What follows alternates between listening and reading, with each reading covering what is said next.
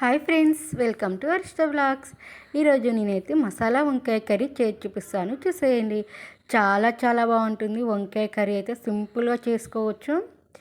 Taste అయితే చాలా బాగుంటుంది. దానికోసం అయితే ముందుగా అయితే నేనైతే పావు కేజీ వంకాయలు తీసుకున్నాను. అవి నీట్గా వాష్ చేసేసుకొని పక్కన పెట్టేసుకోవాలి. తర్వాత అయితే స్టవ్ ఆన్ చేసి స్టవ్ పైన ఒక గిన్నె పెట్టేసుకొని అందులో 1 టేబుల్ స్పూన్ పల్లీలు, 1 టేబుల్ స్పూన్ నువ్వులు, 1 టేబుల్ స్పూన్ ధనియాలు, 1/2 టేబుల్ స్పూన్ జీలకర్ర. ఇవి కాస్త వేగిన తర్వాత కొన్ని గసగసాలు, అలాగే 2 టేబుల్ స్పూన్ కొబ్బరి, ఇవి వేసుకొని బాగా వేయించుకోవాలి. తర్వాత ఒక మిక్సీ గిన్నెలోకి అయితే తీసుకొని పక్కన పెట్టేసుకోవాలి. తర్వాత మళ్ళీ అదే ప్యాన్ పెట్టేసుకొని అందులో మనమైతే కొంచెం ఆయిల్ అయితే ఎక్కువగానే వేసేసుకోవాలి.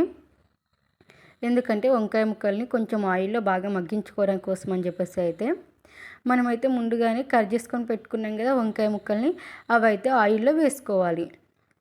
అవి మూత పెట్టేసుకొని మెత్తగా మగ్గించుకోవాలి.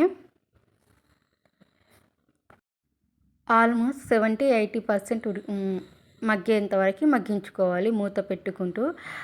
తర్వాత మనమైతే మిక్సీ గిన్నెలోకి వేసుకున్నాం కదా, అందులోకి 3 వెల్లుల్లిపాయలు, అలాగే ఒక చిన్న ముక్క అల్లము, కొంచెం చింతపండు, ఉల్లిపాయ ముక్కలు, మన 1 టేబుల్ స్పూన్ పసుపు, అలాగే 2 table spoon salt, 2 table spoon కారము, ఇవి వేసుకొని అయితే మెత్తగా మిక్సీ పట్టేసుకోవాలి.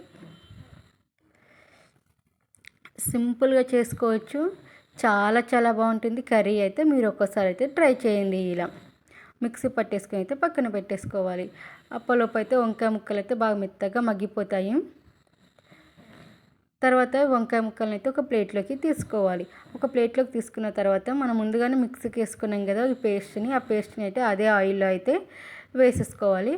మన దగ్గర పచ్చిమిరపకాయ ముక్కలు ఉంటే వేసుకోవచ్చు. నా దగ్గర లేవు కాబట్టి నేను స్కిప్ చేసేసాను. అది ఆయిల్ మొత్తం పైకి వచ్చేంత వరకు ఇలా ప్యాన్ నుంచి ఒక ముద్దలాగా అయ్యేంత వరకు ఫ్రై చేసుకోవాలి. అలా అయితేనే పచ్చి వాసన పోయి కూర అనేది చాలా చాలా రుచిగా వస్తుంది. అలా చేసుకుంటే చాలా చాలా బాగుంటుంది. ఇప్పుడైతే ఇందులోకి మనం ముందుగానే మగ్గించుకొని పెట్టుకున్నాం కదా వంకాయ ముక్కల్ని, వాటిని వేసుకొని ఒకసారి కలుపుకోవాలి.